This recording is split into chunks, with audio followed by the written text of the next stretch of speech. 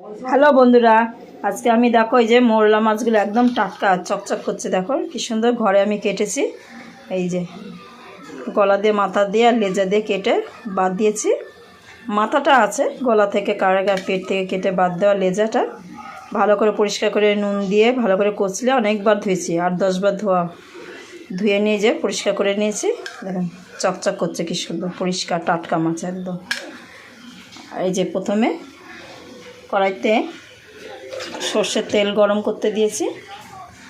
এবার আমি এদিকে একটা এই যে আজকে সর্ষে বাটিনি, সর্ষের প্যাকেট কিনেছিলাম, গুঁড়োর প্যাকেট কিনে নিয়েছিলাম। জল গরম করেছি, প্রথমে গরম জল করে তার মধ্যে সামান্য একটু নুন আর একটু হলুদ দিয়ে এই যে এটা গুঁড়োটা আমি গুলে রেখেছি জলে।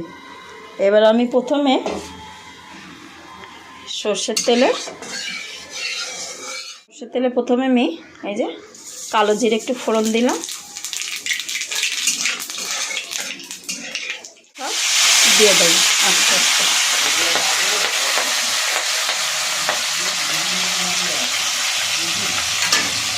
সব মাছগুলো এবার দিয়ে দেবো। গ্যাস জোরে দিয়ে হালকা করে দুপাশে একটু সে পাউডার গোলাটা দিয়ে দিলাম।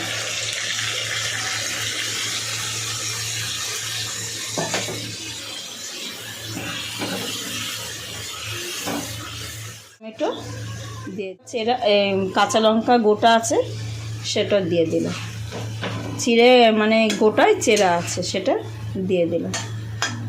পেস্টটায় মানে লঙ্কা এই সর্ষে গুঁড়োটায় আবার মাছটাতে একটু নুন মেশানো ছিল।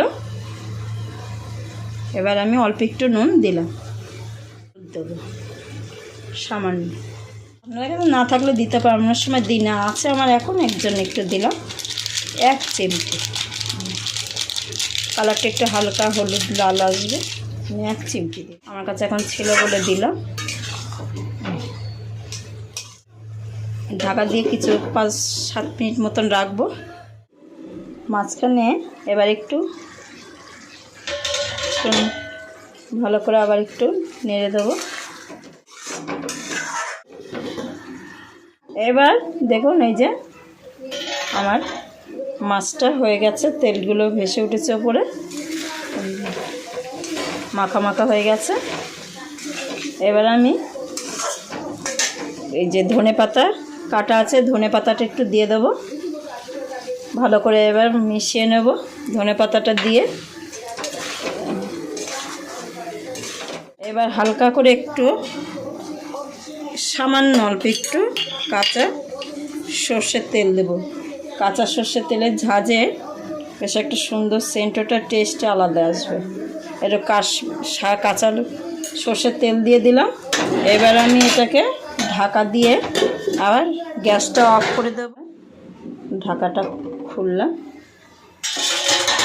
দেখুন এই যে তেলটা উপরে উঠে গেছে। মাছের সর্ষে বাটা দিয়ে রেডি। মোরলা মাছ সর্ষে বাটা দিয়ে রেডি, সর্ষে মোরলা।